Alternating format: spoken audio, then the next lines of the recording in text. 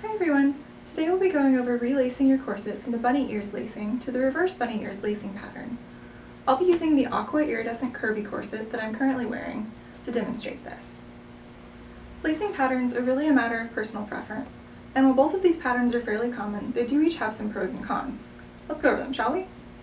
The bunny ears lacing pattern is what all timeless trends corsets will come laced with, so if you'd rather not relace your corset, this is a definite bonus.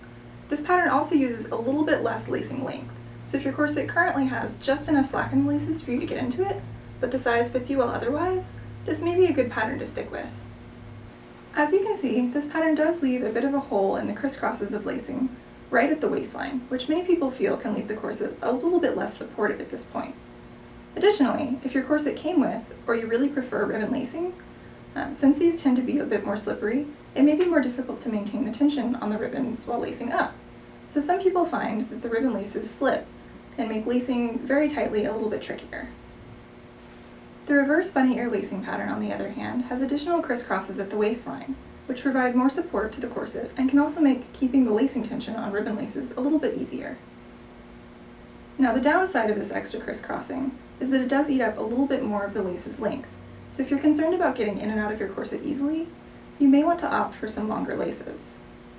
Additionally, this lacing method means that if you'd like to tighten the upper and lower halves of your corset separately, you'll need to pull on the opposite side of the loop to do so. So, if you want to tighten the lower half of your corset, you'll want to pull on the topmost side of the loops. While this isn't necessarily a bad thing, it can take some time to get used to. So now that you know some of the benefits and disadvantages to both patterns, let's go over how quick and easy relacing is. Since I'll be using the same ribbon laces the corset came with, I don't need to unlace the corset completely. I just need to unlace the corset to right above the waistline and the bunny ear loops. If you are swapping your corset laces out for new ones, you can go ahead and unlace the corset completely. You'll still be able to use the crisscross lacing method, you'll just need to start from the very top. If you're not sure exactly where to start, taking a snapshot of the back of the corset or referencing some of the photos online can help you get a good idea of how to recreate these crisscrosses. To begin with, you'll want to undo the knot at the very bottom of the corset. I've already loosened this one, but it may take you a few tries to get this all the way undone.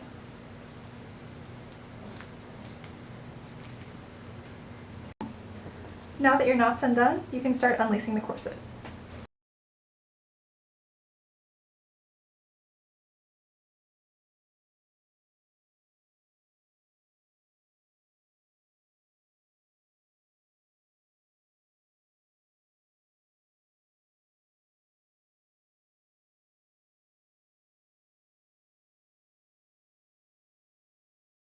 Okay, now that we're here, we need to create the additional crisscross that will support the waistline. Instead of running the laces through this next set of grommets, we're going to skip a grommet on each side of the corset and lace through these instead.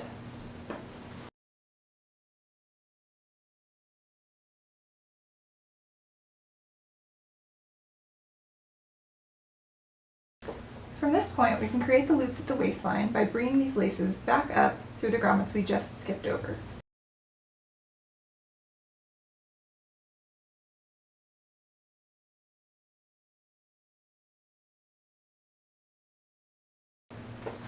And now that we have our bunny loops, we can continue the lacing, crisscrossing over with the next set of grommets, and continue all the way down to the bottom.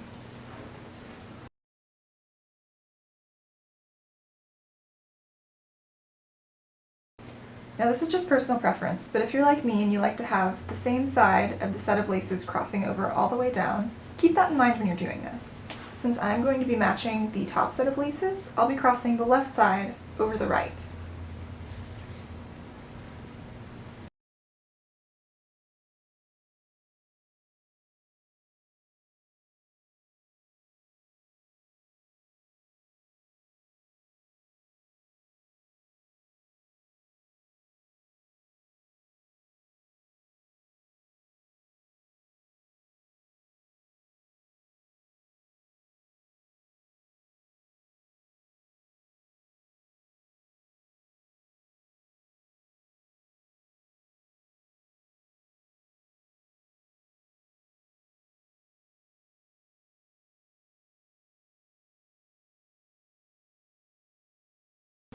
Now that we're at the bottom and the corset's completely relaced, although the laces are a little bit twisty, we can retie this knot at the bottom.